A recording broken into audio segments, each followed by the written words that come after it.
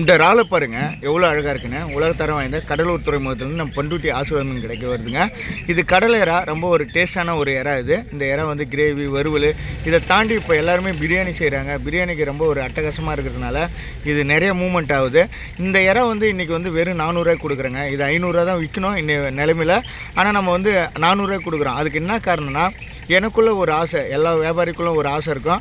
எனக்குள்ள ஒரு ஆசை என்னன்னா, மக்கள் கூட்டமாக வந்து அதிகமாக இதை வாங்குறாங்க. வாங்கின போதும் இதை குறைச்சி கொடுக்குறேன்னா, இதை வந்து ஹோல்சேல் ரேட்டில் கொடுக்கணும், நம்ம ஹோல்சேல் வியாபாரியாக மாறணுன்ற ஒரு ஆசை தான். மக்கள் கூட்டம் அதிகமாக வரணுன்ற ஆசை தான். இந்த இறா வந்துட்டு 500 விற்கும் போது மக்கள் வாங்குறாங்க. அதே 400 சொல்லும் போது சந்தோஷத்தோடு, இது வந்து ஒரு 500 சொல்லும் போது ஒரு 50 கிலோ ஓடுதுன்னா, 400 சொல்லும் போது 100 கிலோவும் தாண்டுது. அந்த ஒரு சந்தோஷம் தான்.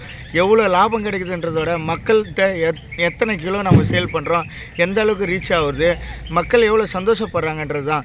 மக்களோட முகத்தில் நம்ம சந்தோஷத்தை பார்க்கணுன்றதுக்காகவும், வாடிக்கையாளர் முகத்தில் நான் சந்தோஷத்தை பார்க்கணுன்ற ஒரே காரணத்துக்காக இந்த இறாவை 500 விற்க வேண்டிய இறாவை நம்ம 400 கொடுக்குறோம். குரூப்பில் இருக்கும் வாய்ப்பை பயன்படுத்துங்க. யூடியூப் பார்க்குறேன், கட்டாயம் இது போல் கடல் இறா வாங்கி நீங்கள் பிரியாணி செய்யுங்க. ரொம்ப ஒரு சூப்பரான இறா. உங்களுக்கு தரமான மீன்கள் வேணுன்னா நம்ம பண்ருட்டி ஆசீர்வாதம் மீன் கிடைக்குவாங்க. அங்கே வஞ்சரம், வவ்வா, கொடுவா, நண்டு, அதில் கடல் விரல், இது போல் வெரைட்டியான மீன்கள்லாம் உங்களுக்கு கிடைக்கும். எறா, எக்ஸ்போர்ட் எறா, ஓட்டு கனவாலாம் கிடைக்கும். நன்றி, வணக்கம்.